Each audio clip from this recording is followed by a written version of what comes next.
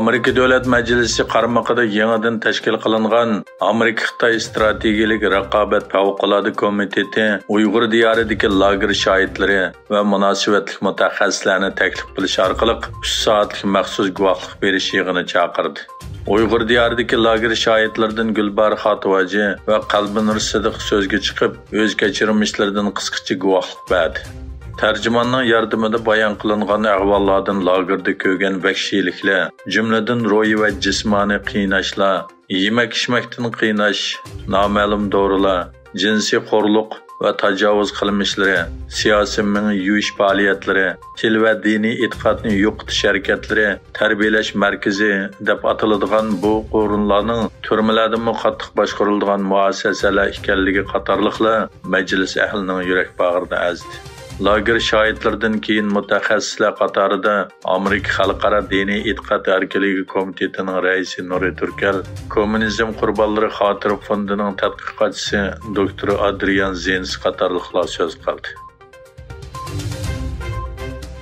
Dünya Uyghur Qurultayıning raisi Dolqun Aysa 23 mart kuni Birlashgan Davlatlar Tashkilotining kishilik huquq kengashida Uyg'urlarning hozirgi vaziyati haqida so'z qilgan. Yig'in maydonidagi Xitoy vakillari uning so'zini kesishga uringan bo'lsa-mu, ammo muvaffaqiyat bo'lmagan. Dolqun Aysa Birlashgan Davlatlar Tashkiloti kishilik huquq kengashining 52 navbatlik yig'inida Xitoy hukumatining Uyg'urlarga irqiy qirg'inchilik va insoniyatga qarshi jinoyat yurgizayotganligini ayblagan.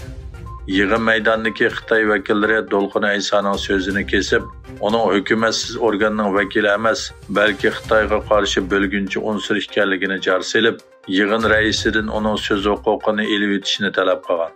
Ularning bu chaqirig'i yig'indagi Amerika vakillarining qarshiligiga uchragan. Amerika vakili Dolqun Aysaning so'zining kesilmasligi va davomli so'zlash kerakligini bildirgan. 3-ayning 23 kuni Amerika Davlat Majlisi Avam Palata a'zolari TikTok şirketining bosh direktori Jo Shouzedan guvohlik oldi. 5 soatga yaqin davomlashgan bu guvohlik yig'inida Avam Palata a'zolari TikTok şirketining Xitoy hukumati bilan bo'lgan munosabati, TikTok updatelaring Amerikaning davlat xavfsizligi, uchur bexatarligi, kishilik huquq qimmat qarashi va yosh o'smirlarning psixik sog'lomligiga elib keladigan xatar qatorliq masalalar ustida ig'ram keskin savollarni so'radi. Xitoy Tashqi ishlar ministerligi buningga norozilik bildirdi. Amerikada Aqsaray, Davlat mudofaa ministerligi, davlat bexatarlik qatorliq nurg'un hukumat organlari TikTokni hukumat amaldorlariga beg'ishlangan telefonlarda chekladi. Angliyaning Birlashgan Davlatlar Tashkilotida turishliq muavin doimiy vakili Rita French Birlashgan Davlatlar Tashkiloti kishilik huquq kengashining 52 qitimliq yig'inida bayonot e'lon qilib, Xitoyning o'zining Uyg'ur rayoni va Tibetdagi bostirish siyosatini o'zgartirishga chaqirgan. Rita Frenchning ta'kidlashicha, Xitoy Birlashgan Davlatlar Tashkiloti kishilik huquq oliy komissari ishxonasining Xinjiang dokladidagi tavsiyalarini cho'qim ijro qilishi va xalqaro majburiyatini ado qilishi kerak ekan. Xabar qilinishicha, Xitoy amaldorlari Filippin doiralariga Amerikaga yangi harbiy baza berish masalasidagi andishisini yetkazgan.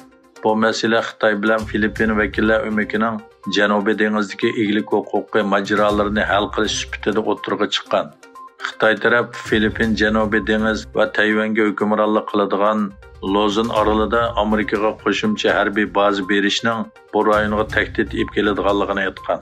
Filippin amaldorlari Xitoy vakillar o'makiga bergan javobida Amerikaning bu davlatdagi harbiy mavjudligini kengaytishining davlat manfaatiga foydali ekanligini va Filippinning tabiiy ofatga taqobil turish iqtidorini oshiradiganligini ta'kidlagan.